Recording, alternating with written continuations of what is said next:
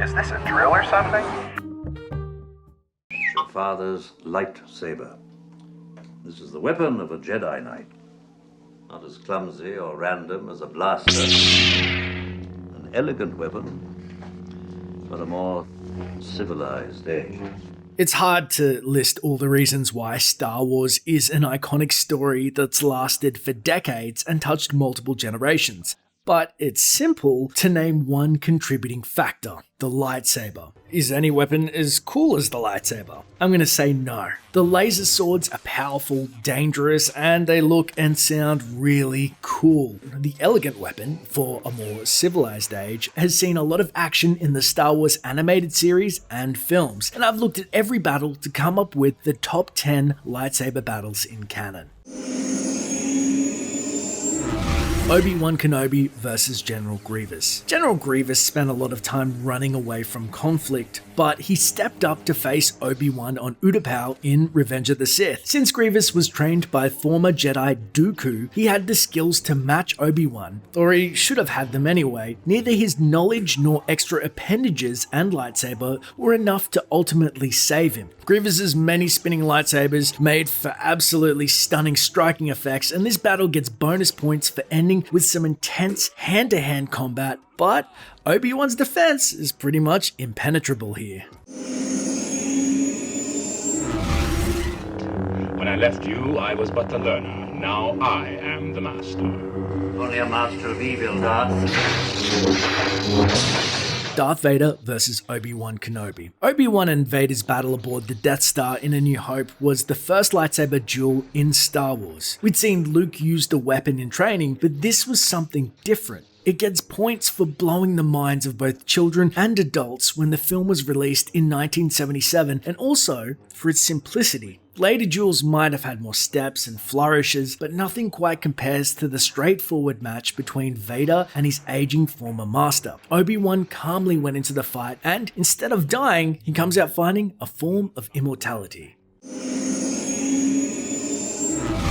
Ahsoka versus the Inquisitors. Ahsoka appeared in Star Wars Rebels a handful of times, but she wasn't the star. Still, we got to see her in action occasionally, and she was especially dazzling in the Future of the Force. She learned that the Inquisitors were tracking and kidnapping Force-sensitive children and worked with the Ghost team to stop them. She fought both the seventh sister and fifth brother, and the fight was almost like a reverse of Maul, Qui-Gon, and Obi-Wan battle in The Phantom Menace. Ahsoka even stopped to take a break and meditate for a moment like Qui-Gon Jinn did, except with a lightsaber coming down on her head. How unfortunate that you are attempting to deceive me. Master? You have become a rival! Darth Maul and Savage Opress versus Darth Sidious. You can't get one by Darth Sidious. Darth Maul learned the lesson the hard way in the Clone Wars episode The Lawless. Sidious paid Maul a visit on Mandalore after the former apprentice took control alongside his brother Savage Opress. Previous to Mandalore, Maul stayed off the radar and didn't do anything to warrant Sidious's attention, but his actions on Mandalore were a little too much. He became a rival, and Sidious had to shut that shit down. That meant a fight between Maul and Opress and Sidious, as Sidious reminded Maul of the absolute importance of the rule of two. I've become more powerful than any Jedi. Even you. Yoda versus Count Dooku. If you ever wondered what it would be like to see Yoda in action, the prequels answered that question, specifically in Attack of the Clones. Yoda faced down his former Padawan Count Dooku in Episode 2 and was more trouble than Dooku expected him to be. After Yoda casually absorbs Dooku's Force lightning, he faced him with a lightsaber. Yoda's small stature gave him mobility Dooku couldn't dream of. Knowing Yoda would have the better of him, Dooku fled before Yoda could finish the fight. Rey versus Kylo Ren. You wouldn't think a lightsaber battle with an untrained participant would be riveting at all. But no, Rey held her own against Kylo Ren in The Force Awakens just after he dispatched Finn. She didn't magically overcome Ren. No, she prevailed partially because Ren was severely injured by Chewbacca. He still proved to be a fierce opponent, and after Rey called Anakin and Luke's lightsaber to her hand, she had to give over to the Force completely in order to rally and push Ren back. In addition to being one of the most emotional lightsaber battles, the duel between Ren and Rey was beautifully scored by John Williams. Ahsoka Tano vs Darth Vader. Once Ahsoka made it out of the Clone Wars alive, everyone suspected the day would come when she'd have to face her former master, Darth Vader. Ahsoka encountered Anakin in the Season 2 finale of Star Wars Rebels, and their showdown on Malachor was both gorgeously choreographed and heartbreaking. At first, Ahsoka faced Vader with the intention of avenging Anakin. Her agility and ability to leap and bound made her a difficult target for Vader to pin down, and they were pretty evenly matched. Once she saw Anakin's face, she stopped going on the attack and defended herself. We didn't see their whole battle play out, but we did see that Ahsoka left Vader limping and pretty badly punished.